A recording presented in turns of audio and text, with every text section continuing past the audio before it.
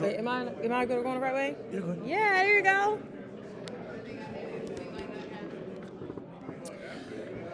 Hey guys, it's Des with Pretty Girls Love Sports, Daily Dose with Des. And now I think that my media day has officially been my media day has officially been complete because I'm sitting with my favorite. Now I know y'all heard me talk about coach, family. You're like, y'all already know I follow and I really admire what he does. So the fact that he came and sat down, he's supposed to be somewhere else in about like 2 minutes. So I don't have him for a long time, but I see him all the time. But if you don't know, this is the head coach for FAMU football, and we're coming in another season. Yes. Nice, refresh. You got some good things. Your players are excited about what you all are coming to do. They're saying that you all have definitely, well, they have, and this is kudos to you. They now understand your culture, your teaching style, and what your expectations are. So, really, what do you have to say about that? Well, I mean, you look at last year, January 1st of 2024, in transition, not knowing where we're going. January 1st of 2025, they know exactly what's needed, the expectations are, right? And not just culture-wise, but just as a team, what type of team we're going to be, who we're going to be on offense, who we're going to be on defense. Was able to get my staff the way I want it to look like. So, it took a little bit of time, but it looks like we're finally there. Yeah, I think a lot of people just have the immediate expectation that everything is going to go right back to the same, but it's no way it could be the same when you have a different coach and now you have to get your foundation may be the same, but you guys are different in your own ways, right? Well, we were hoping we could, but people forget we lost some very, very good football players for that 2023 football team, and it looks like we're getting back to where we need to be, and but again, I don't want to provide any excuses. We definitely had some things last year that we felt we could have done better.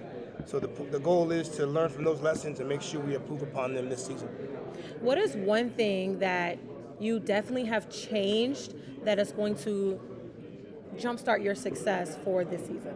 Well, yes, our team is good. Yes, we've done a great job recruiting, but our foundation is going to be about running the football and stopping the run. Those are the two things we got to make sure that we do. And yeah, we got great skill players up and down our roster, but we must take care of running the football and stopping the run for us to have the success that we need to have in this conference.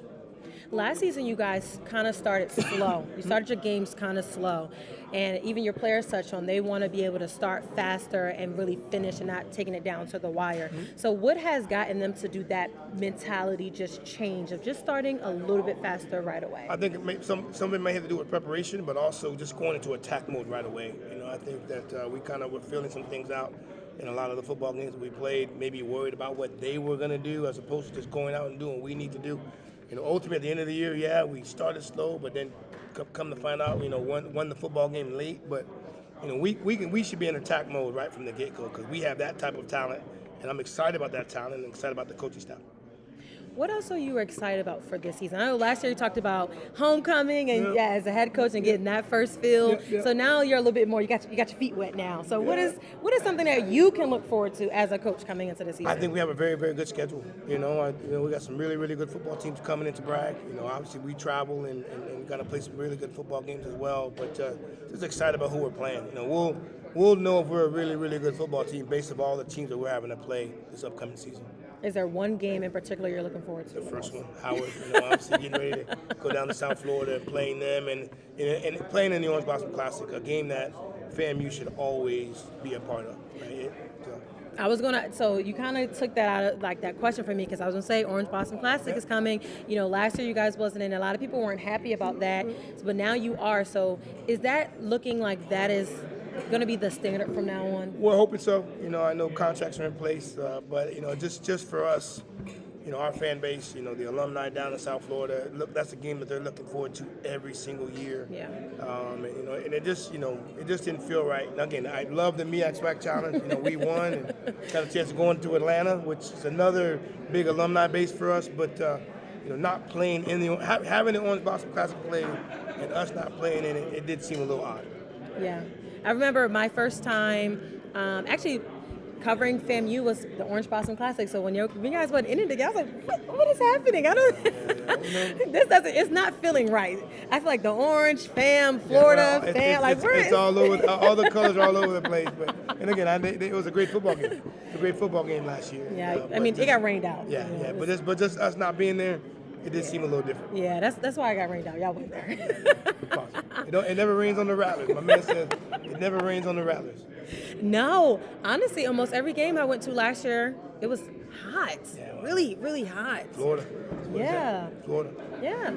Okay, wait, you have a quarterback situation here, right? Yeah. Talk to me a little bit about that, because I know, honestly, we've seen some really great quarterbacks come out of FAMU. They've done some really great and amazing things. So I know that this year will be no different, but talk to me a little bit about that. Well, we're a similar situation last year, right? We were trying to find out if we could replace Musa, and ultimately, D. Rich did a great job, all conference player, offensive player of the year. But we got to replace him.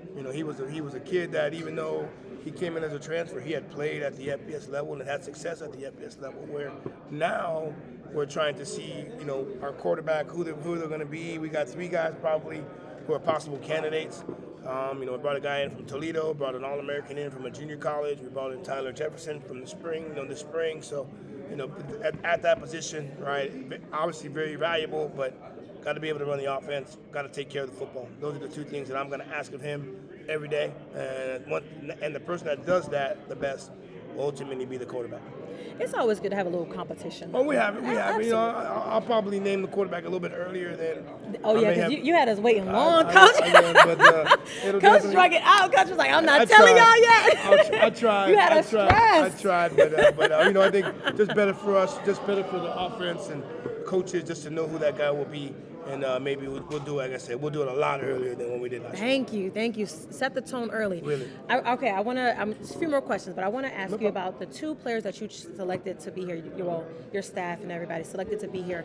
What do those players really speak to the volume of your team? Well, we brought our offensive lineman and our defensive lineman, 2 guys that are going to probably not just be all conference, be all Americans. And if those 2 guys play well and they are all Americans, that means we had a very, very good season. But our trenches are going to dictate how far we go.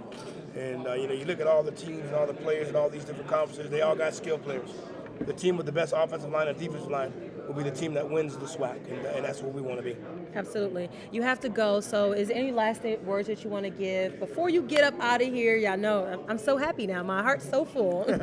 Always great to see you, and we need to catch up. Yes. All right. Good to see you again. Thank you. Thank you so much, Coach. Obviously, you know who he is. He's at the top of my coaching list every time. I was going to be so upset if I didn't get him.